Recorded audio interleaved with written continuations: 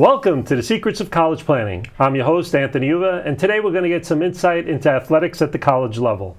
My guest today is Amanda DeMartino. She is the athletic director at TCNJ, and welcome to the show. Thank you for having me. Yeah, so usually I start my guests where they went to college. So where'd you go to school? So I was a Division III student athlete. I played at Brandeis University, right outside of Boston, Massachusetts. Okay. So let's just go back in time a little.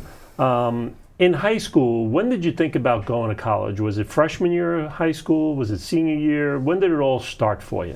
I don't remember when exactly, but it was pretty early on in my high school career. I played basketball late to the game, really. I started in 6th or 7th grade was when I really started playing sports. But early on, my parents were big proponents of using sports to get the best education you could. Yeah. And so those were always the conversations around our household growing up.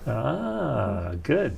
So you go to Brandeis. What's the school like? What do you think of the atmosphere? What do you think of college? So it had the three things I was really looking for in a college. It was a great academic institution. It was outside of a big city, and I hadn't spent a lot of time in Boston growing up. And Boston is such a tremendous place to go to school, so many colleges. And I had the ability to play there. They were graduating a point guard and a guard who had started for them for the last 4 years, and so there was an opportunity there for me. And it really ended up being the right fit all around. Wow, fantastic. So you end up graduating from there. How does one end up graduating from Brandeis and ends up as the athletic director at TCNJ? And TCNJ is the College of New Jersey, so you're now in New Jersey. Yeah, so it was an interesting route. I majored in economics and business, and so I thought that would be my path. But as many senior college athletes start to realize as their career comes to a close, we say, wait a second, this sport I love so much is winding down. How can I stay involved? And I actually credit my dad, who said, why don't you look at some graduate assistant positions or try to maybe get involved in coaching while you figure it out? So that's what kind of led me on my path. I was fortunate to get an assistant coaching position at Northwood University in West Palm Beach, Florida. Wow. And that was really exciting because Rolly Massimino, who won a national championship with Villanova in 1985, was hired to start the basketball programs down there. Wow. So I was brought on as an assistant on the women's side for the start of the programs, and that really set me on my path. I worked my way into administration from there, got my master's, and loved my time in South Florida, but it was eventually time to come back home, the Northeast, being from New Jersey. So I took a position at Raritan Valley Community College, not too far from here, and was really able to rebuild that department almost from scratch, which was an amazing opportunity. And 5 years later, the position opened up at TCNJ, and I was fortunate to land that role, and really excited to be back at the Division III level. As I said, I was a D3 student athlete, so it had always been my goal to get back here, and couldn't be at a better school to do it at. So now, what does an athletic director do at a Division III type school? Wears a lot of hats, right? So managing, of course, all of our staff, our coaches, the budget is a big piece of it. We've been really focused on the student-athlete experience, right, and how we can provide a first-class student-athlete experience. We have tremendous coaches who really just do a great job leading our students athletically. But behind the scenes, we've been working to find some other ways to support them, away from sports. Sure. So managing that piece of it and really just keeping us connected. We report within the Division of Student Affairs. So making sure that we're playing that larger role of not kind of siloing ourselves, sticking to athletics, but that we're getting involved across campus.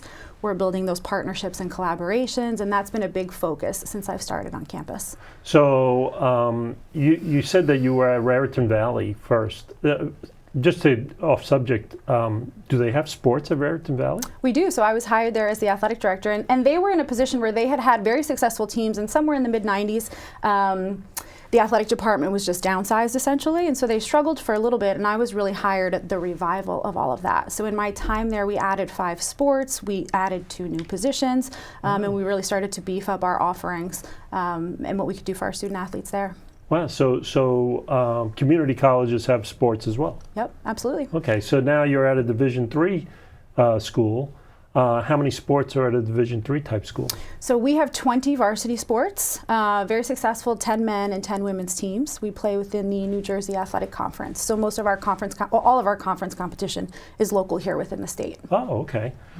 Who are some of the schools that you play against? Sure, so we have Ramapo, New Jersey City University, Stockton, Montclair, Kane, Rutgers, Camden, Newark, and I think Rowan is the last one I missed. Yep.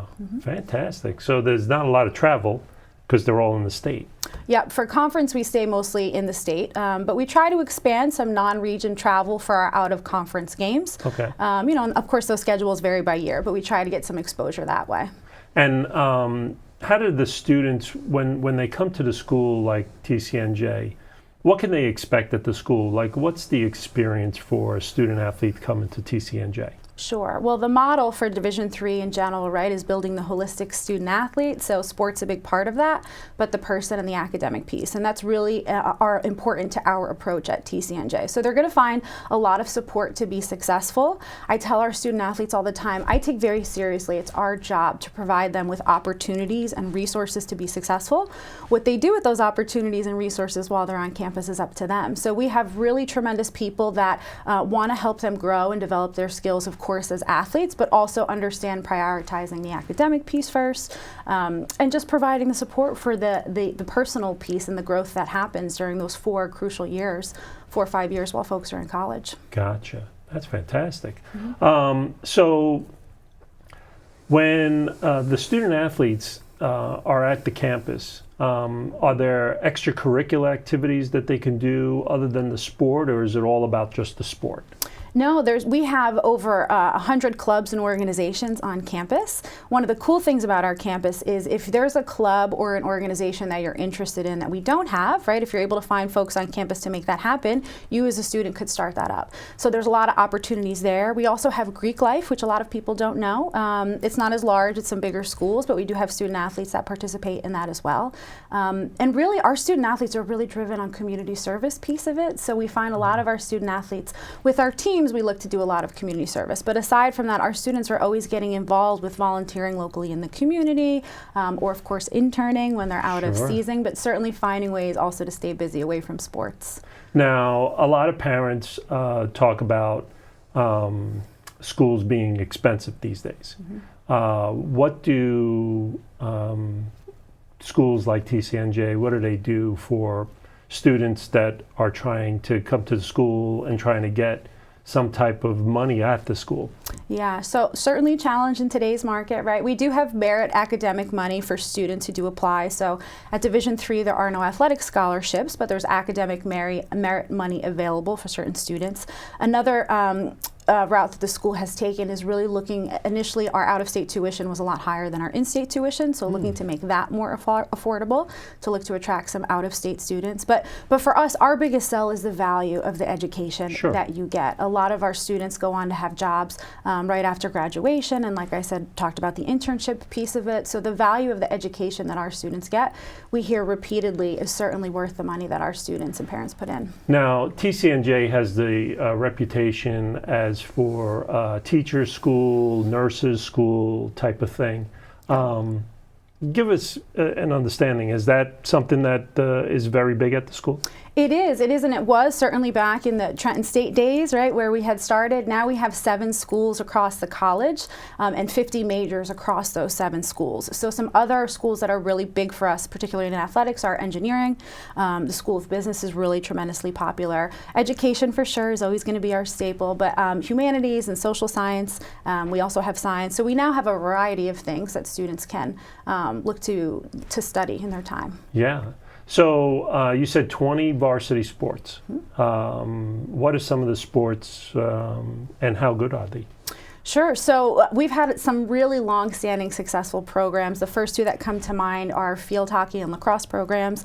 Our head coach, Sharon Fluger, has been there. This is her 37th season. Wow. And they have 9 of our overall championships that we have, or excuse me, 19 of our overall championships that we have. Wow. Our women's soccer program, another stellar program in the state. Our head coach there, Joe Russo, this is his 32nd season. Wow. And sadly, he just announced his retirement at the end of this season, so we're sad to see him go, but we're going to be celebrating him for the next few months. Our basketball programs over the last couple of years have really had some success as well. They've been building and growing. We've got 2 young new coaches in those roles. So we have a lot of exciting things going on. Wow, fantastic. So you named some of the sports. Is that men's and women's? Yes. Both, right? So they get a lot on both sides. Yep. What are some of the requirements for students to come to school like a school like TCNJ? Sure. So for us in athletics, the first place you really want to stop is with the head coaches and have a conversation with them. And they can certainly connect you with our admissions department. We admit students by school, right? So the competitiveness of you being admitted into a program really depends on the class for that particular college. So it's really important to connect with the coaches, and they can loop you in with all of that information. And I tell people all the time, certainly do your research, but come to campus. Come to campus. We have a beautiful campus. Meet our people. Ask questions. We certainly want to meet with you in athletics, but we want to get you connected to folks all across campus so you can really understand all of the resources that will be there for you if you were to choose to come to TCNJ. So when they come to TCNJ, give me a sense of the school. Where's it at? What's it like? Sure. Give the students a sense of what the school is like. So we are located in Ewing, New Jersey, not too far from here. We really have a beautiful sprawling campus. We have a lake that sits right across campus. And the number one thing that you will hear if you come to our campus is, the question we always ask is, what makes TCNJ so special? And it's really the people. What you will find on our campus is friendly, welcoming folks who really want to make you feel like home, but also want to be there for you, to support you, to help you not just through the good times, right? Sure. But through the challenging times and all the growth that you go through during your time in 4 years of college. So now, what's the difference between a Division III school, Division II school, Division I school? Can you give us a sense of what that's all about? Sure. So I had mentioned earlier, for us at Division III, we are a non-scholarship program. There are scholarships available for Division I and II. So that's a big glaring difference off the bat. But the other part of it is Division III, the philosophy in general is really surrounded around developing the whole student. So that person, player, athlete model, where sometimes you may find, especially if you're on scholarship, right, athletics is your numero uno. You need to be connected to it all the time and really handling your business. And of course, we have those same expectations for our student athletes, but we really want to see our student athletes get a little bit more involved in the community and some other things outside of athletics as well. For us, as many of our student athletes wish that they could play professionally out of college, right? That's not the goal. The goal is for them to have a great experience for 4 years, hopefully be a part of a successful and winning program, but really to develop and to learn who they are so that they can graduate and they can be successful in whatever their next step is, whether it be coaching, whether it be a job. That's the passion really behind what we do. So now, is there a lot of networking events that happen at the school to get these kids more involved? Is there volunteer work that they do as well? There is. As a member of the new students, I was going to say freshmen, but freshmen and any new students have to get involved in a first-year community engaged learning component. So that's a mandated component for everybody on campus to do some community experience. So that's a great way for students to get to know each other. But again, within the Division of Student Affairs, they always have open recreation nights or big campus and organizational fairs. We hire a lot of students and also student athletes, but students in general to work for us within the department. So that's a great way for folks to meet each other. But the number one thing we always tell our student athletes is you're going to get to know everybody on your team, right? You really got to make an effort to get to know other people outside of your team and learn to develop those friendships away from just, the baseball team or the soccer team. That's true. Yeah. Very true. Now, is there internships that they do within the athletic department as well? We do. So we have actually a great internship program on campus, and this is a variety of offices on campus are assigned to campus. They're called CE, campus interns, campus engagement interns. So we have one of those positions for us within athletics, but we also have a really vast base of alumni and just local folks who are always looking for interns, and they come to us at TCNJ. And so we have a great partnership and work really closely with the Career Center to try and be able to link students with some of those opportunities. In one of our facilities, campus hosts their annual career fair in our recreation center every spring semester. So again, it's partnering with those folks across campus and getting those resources connected to our student athletes. So now, how many students are playing sports at a Division III type school? So for us, in our 20 varsity programs, we have approximately 525 student athletes. Wow. Yeah, we're a large department. Yeah, absolutely. Now does the athletic department, I'm assuming it's like many other schools that have been on the show, the athletic director is doing a lot of fundraising, working to build up the sports. Are all of these coaches all helping out in all of that as well? They are. So that's one of the things we've really looked to streamline in my time. So this is my 5th year here now at the college. And so when I started, the coaches, a lot of them were doing kind of their own thing. And for sure, some of that still exists. But we've really tried to find a way to streamline it where we could do some stuff at the department level where everybody was involved in, but that we could have essentially a bigger bang for our buck. So one of our top fundraising events of the year is our golf outing that we had. And of course, we skipped it last year, but we were able to bring it back this past summer.